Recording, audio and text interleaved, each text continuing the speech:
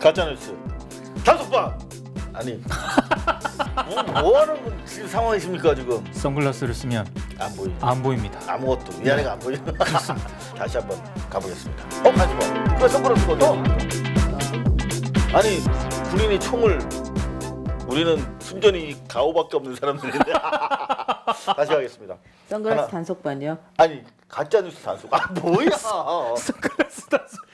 아 이거 그게 아니라 긴장하나 봐요. 갈수록 이상해. 선글라스 단속반이요.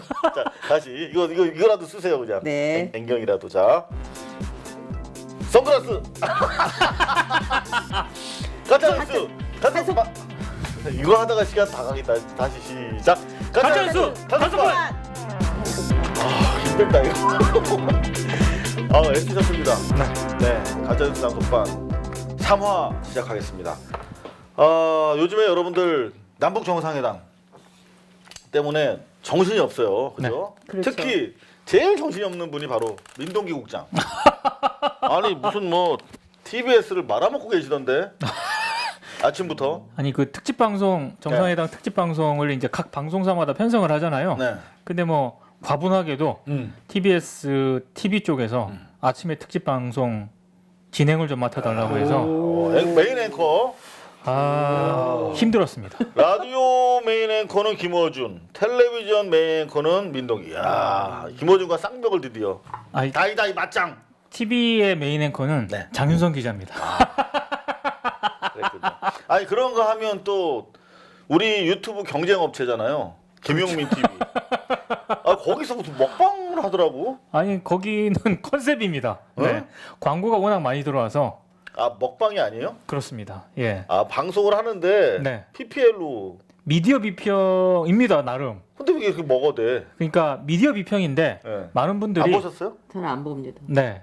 많은 봐야 분들이 될 책이 너무 많아. 그렇구나. 광고만 보고 음. 본 방송을 안 보기 때문에 아. 지금 이상호 선배처럼 음. 관훈 라이트 클럽은 먹방 아니냐 오늘 진짜. 이렇게 아시는 분들이 많습니다. 이거 댓글도 내가 봤거든요. 네. 근데 먹방 댓글이야. 그렇습니다. 오늘 뭐 너무 맛있게 먹어줘서 좋았어요. 뭐 이런 네. 거밖에 없던데. 제 친척분들도 네. 관훈 라이트 클럽을 많이 보거든요. 응. 근데 광고만 봅니다. 본 방송은 재미가 없다고 해서. 야, 여하튼 뭐 휩쓸고 계시는군요. 아유 아닙니다. 네. 우리 민 국장님조차도 먹방을 하세요.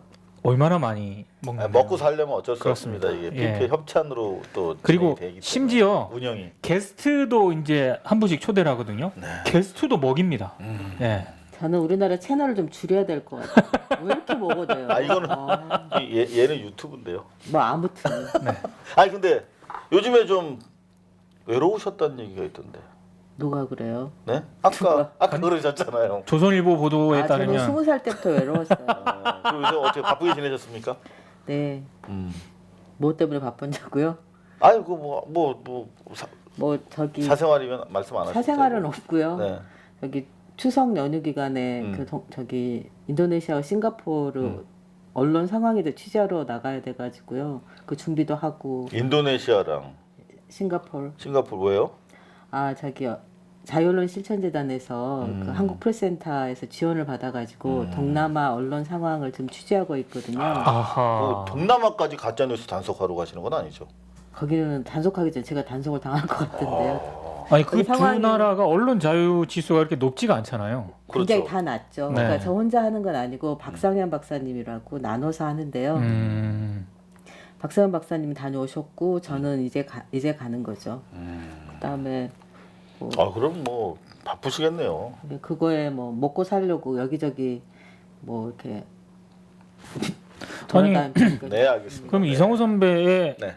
그 정보 출처가 부실한 거 아닙니까? 무슨 출처요? 아니 그 외로운 게 아니라 지금 스케줄이 지금 장난 아니게 빡빡한데요 지금? 조금 전에 네. 뭐 공부하신다 그래서 문을 닫았더니 자기 외로운 거 싫다고 올라고. 제가 잠시 우리 가짜 민 뉴스였네요. 국장님은 네. 인생을 즐겁게 사시나면 외로움은 순식간에 찾아옵니다. 그리고 네. 또 순식간에 떠나기도 하고요. 네, 모르시네요. 자, 가짜 뉴스 단속반 업무 활동 시작하도록 하겠습니다. 네. 지난주에 우리가 댓글을 소개해드렸어요. 네. 댓글도 많이 올려주셔가지고 생방송이 아니기 때문에 그랬더니 쓸데없이 빨리 가짜 뉴스 단서가지고 왜 댓글을 읽어주냐고. 아. 우리가 다 읽으면 되는데. 그래서 과감하게 생략하겠습니다. 자, 본론으로 들어가죠. 네. 지난번에 또 댓글에 댓글 얘기를 하나만 더 할게요. 1위부터 니네 얘기하니까 재미가 없다. 네. 4위 꼴찌부터 해야 이렇게 쪼는 맛이 있냐. 네. 이런 댓글도 있었습니다. 요거는 이제 저희가 말씀드려야 되는 건데. 그래서 4위부터 한번 가도록 하겠습니다. 자, 조명 준비. 4위. 스피디하게 가겠습니다. 네. TV조선 풍계리 보도입니다. 풍계리 보도. 네.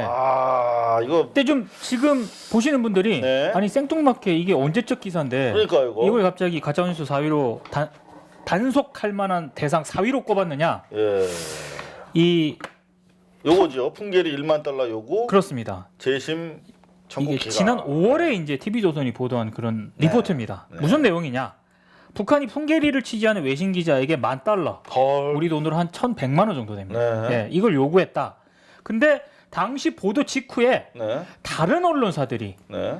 그 풍계리를 취재하는 외신 기자에게 직접 확인을 해봤더니 아니 우리 그런 적 없는데 이렇게 해서 사실상 오보로 판정이 났던 그런 사안입니다. 이게 올해 5월 19일 보도네요. 네. TV조선 7시 뉴스에서 북한이 미 언론에 핵 실험장 취재 비용으로 1인당 $10,000씩 내라. 그렇습니다. 이런 보도를 해서 사실 당시에 이제 막 첫 발자국을 떼고 있는 남북 간의 평화 회담에 네. 재를 완전 뿌린. 그리고 북한이 이렇게까지 지금 적극적으로 비핵화 의지에 나선 그런 상황인데 뒤로는 네.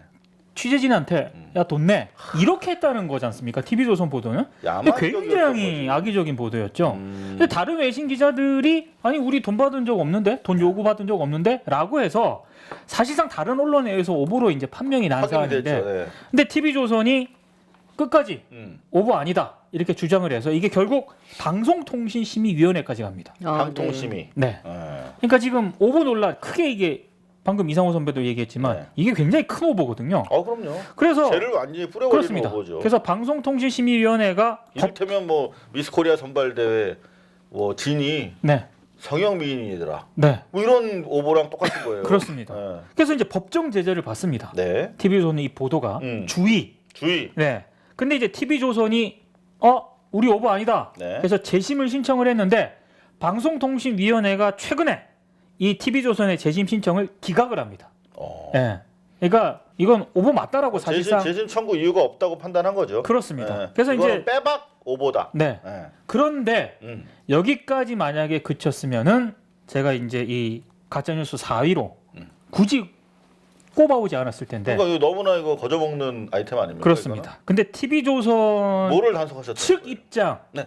방송통신위원회 심의 결과에 불복해서 법적 대응에 나서겠다는 방침을 헐. 지금 정한 것으로 알려졌습니다. 이게 제가 왜 그러느냐? 소송하겠다. 네. 4위로 꼽은 이유가 TV조선의 태도 때문이에요.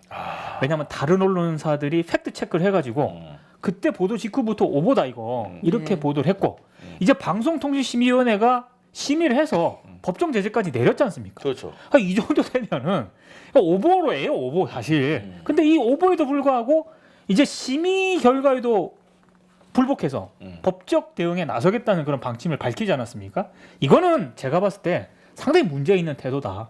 이 정도까지 왔으면은 저는 오보를 인정하고 이제는 공식적으로 사과를 해야 되는데 그 현송월 총살 보도처럼 그 수년 그냥 전에 밀어붙이는 거네요. 그냥 밀어붙이는 거로밖에 저는 해석이 안 됩니다. 그래서 이거는 이미 5월달에 보도한 리포트긴 하지만은 가짜뉴스 단속반 이번에 4위로 꼽아왔습니다.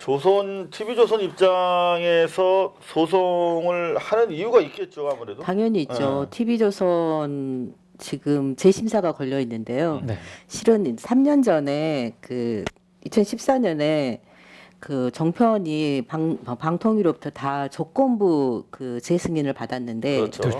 이 TV조선 같은 경우는 구체적으로 공고 사항이 있어요. 뭐냐면 정편 프로그램 프로바이드 해가지고 실은 TV조선이나 JTBC나 MBN이나 이곳은 케이블 방송인데 그렇죠. 케이블이에요. 잊어버리시면 안 됩니다. 케이블이고 프로그램만 만드는 데인데 이게 뉴스 편성이 종합 편성이라고 하면 뉴스도 하고 드라마도 하고 예능도 하고 할 수 있는 즉 다시 말하면 지상파하고 같은 형식을 케이블에 내준 거거든요. 그렇죠. 그런데 이 뉴스 편성 비율이 너무 높고 그다음에 불공정성이 혐의가 짙으니 여기에 대한 편성 비율이나 그 내용에 대해서 좀 더 심의 있게 해라 하는 공고를 받았어요.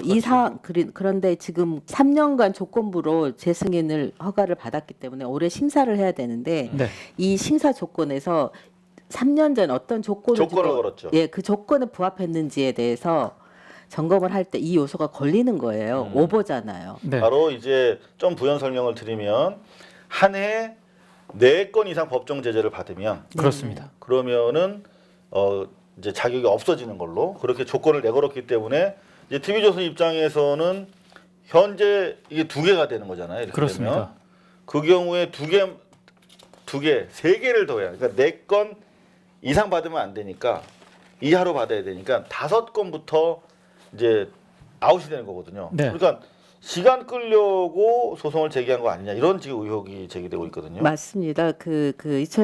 실제로 승인을 받을 때 보도 편성 비율 자체도 비율과 내용에 대해서도 구체적으로 조건을 제시를 받았거든요. 그리고 보면은 실제로 이 종편 심사 이게 심사라고 하는 게 무슨 얘기냐면 너 여기서 장사해도 돼 3년 동안 장사해도 돼 한 허가권이에요.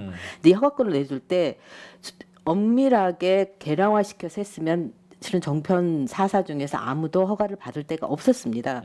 심지어 JTBC조차도 보면은 투자 비율이나 그다음에 그 인력 운영 계획 이런 부분에 있어서는 상당히 마이너스 점수를 받았었거든요.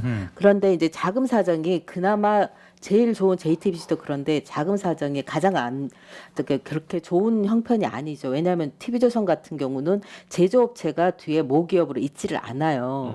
동아일보 같은 경우는 어쨌든 우리나라 최초의 지주 계급들이 만들어낸 뭐 기업 그 대기업 경방도 있고 그다음에 뭐 대학교도 있고 병원도 있잖아요. 근데 조선일보 같은 경우는 신문만 그 언론사만 있거든요. 네. 여기에 다른 지분들이 있긴 한데 실질적으로 자금력에 있어서는 굉장히 취약한 편입니다.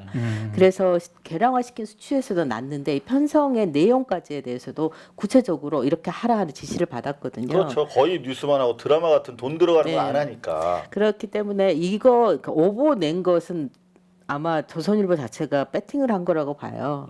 왜냐하면 재심의를 못 받으면 지금까지 투자한 돈이 들어간 돈이 현재 나와 있는 걸로만 해도 어이구 얼마냐 이거 봅시다.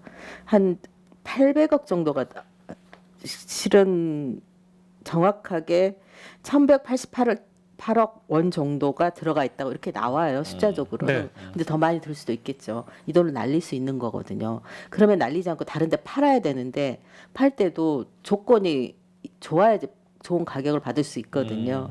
그래서 조선일보 입장에서는 사활이 걸린 문제이기 때문에 이때 배팅을 걸었는데 이게 회사가 운이 안 좋으려면 이렇게 잘못 배팅을 걸어서 제대로 걸린 것 같습니다. 이거에 대해서는 방통위가 제대로 심사를 해서 이번에 종편 심사 기준에 대해서 명확하게 기준을 갖고 해야 된다고 하죠. 실은 방송국들 이번에 공영방송 이사진 하면서 방통위가 엄청나게 욕을 많이 먹었잖아요. 네. 객관성을 확립하지 못하고 정치권을 휘둘린다. 그런데 실제로 눈에 보이고 잘못되고 허가를 내주면 안 되는 잘못까지 한 종편사를 그냥 놔둔다고 하는 것은 방통위 존재 가치에 대해 사람들이 의문점을 가질 수밖에 없는 상황까지 와 있어요. 근데 이게 TV조선이 이렇게 소송에 나서는 거는 제가 봤을 때 네. 방통위의 그 제어가 심사 있잖아요. 네, 네, 네. 약간 맹점을 악용한 측면도 있습니다. 그렇죠. 그러니까 시간을 끄는 거죠. 그 소송 중인 그 보도라든가 이런 리포트에 대해서는 그 감점 대상에서 제외를 시켜왔거든요. 아 그래요. 그러니까 TV조선 입장에서는 이게 사실상 뭐 여러 가지로 지금 오보 논란에 휩싸이고 있지만 우리가 오보가 아니라고 하면서 소송을 이게 제가 볼 때 TV조선이 소송을 걸면은 대법원까지 갈 가능성이 많거든요. 당연히 당연하죠. 가죠. 그러면 굉장히 오래 걸리지 않습니까? 그러니까 이게 뭐냐면 시간 결국은 이게 모든 게 법제 미비에 따른 그렇습니다. 거예요. 그러니까 네. 방통위가 있는데 방통위가 제어가를 결정하잖아요. 근데 방송통신심의위원회의 심의 결과가 영향을 받아. 네. 그러니까 이게 중요한 결정을 방송통신심의위원회에 의존해야 돼. 근데 여기서는 이런 계류 중인 재판에 다 갈 거 아니야. 계류 중인 사안에 대해서 그러면 이건 뭐 계류 여부와 상관없이 2심까지 가서 나가리 되면 이거는 카운트한다. 네. 이렇게 뭐 이게 규정이 있어야 되는 그런 게 없어. 더 심각한 거는 선거 기간 동안에는 방통심의가 아니라 또 선거 또 방통심. 심의하는 데가 있잖아요. 맞아요. 그건 또 카운트가 안 돼. 그러니까 서로 이게 물고 물리면서 방송통신위원회의 가장 주요한 그 제어가 관리 업무가 서로 이렇게 맞물려서 제대로 행사 못 되게 되는 이 이상한 시스템. 그렇습니다. 결국 구조적인 문제도 저희가 제기하지 않을 수가 없겠네요. 네. 그걸 또 기가 막히게 이용했어요. TV조선이 잘 알고 있는 그러니까 거죠. 조선일보는 굉장히 잘해요 그런 부분을. 네. 김명자 우리 언론인 선배가 쓴 책을 읽어보면 저 그 박정희가 공산당 활동을 했고 뭐 이런 거에 대한 그 미국 CIA 보고서를 기초로 해서 기사를 써서 네. 조선일보에 그 당시에 조선일보 그 미국 특파원이었는데 보내요. 근데 기사가 한 줄도 안 나오는 거예요. 그래서 그리고 나서 그분이 김명자 선생님 맞으실 거예요. 돌아가셨는데 이유락 씨가 미국으로 왔대요. 그러더만 그 원고를 딱 보여주더라고요. 그래서 깜짝 놀랐다. 아니 왜 이 원고가 당신이 정보부장이었죠? 안기부장이었죠 그 당시에. 왜 가지고 있느냐? 국정원인가요? 중앙정보부장. 아, 네네. 네네. 가지고 있느냐 그랬더니 방 회장께서 가지고 와가지고 박정희 대통령에게 보여주면서 내가 이걸 막았습니다. 그랬더니 박정희 대통령이 네가 원하는 게 뭐니? 그랬더니 호텔을 하나 지어주십시오. 이래서 그게 코리안 지금 호텔. 예, 코리안 호텔인 거죠. 아, 근데 이런 안 엮인 게 없습니다. 그 실은 조선일보가 70년대에 박정희 대통령, 그러니까 박정희 대통령은 대통령이니까 그분의 후원을 받아가지고 1등 신문으로서 토대를 갖춰요. 실은 60년대까지만 해도 동아일보, 70년대까지 동아일보가 자금력이나 기자 취재력에서 우수했었고 중앙일보 같은 경우는 자금력에서 뛰어났었죠. 하지만은 그 취재력을 따라가지를 못했었거든요. 근데 이거를 넘어설 수 있는 토대를 언론과 권력 유착, 권원 유착의 뿌리를 제대로 우리 박정희 대통령에게 언론을 잡으면 어떻게 된다, 그리고 어떻게 잡으면 된다 하는 걸 보여준 그런 샘플이 조선일보죠. 풍계리에서 지금 박정희까지 왔는데 너무 멀리 왔습니다. 그만큼 TV조선 나가서 조선일보의 그 적폐 뿌리가 깊다는 뜻이겠죠. 굉장히 저희가 깊습니다. 네. 끝까지 추적하고 파서 단속해내도록 하겠습니다. 가짜뉴스. 아, 야, 나 진짜 훅 들어오는데 깜짝 놀랐다. 가짜뉴스 단속반.